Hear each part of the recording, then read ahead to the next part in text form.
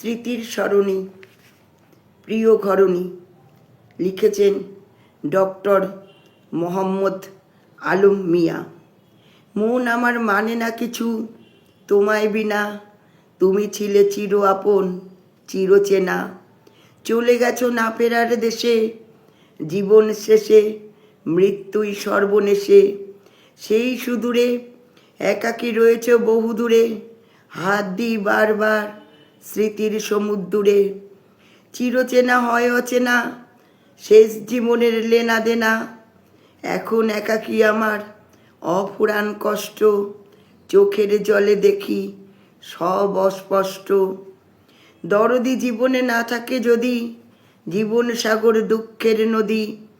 জীবন দুঃখের কাছে তাই দেনা, এ জীবনে আর তো দেখা হবে না।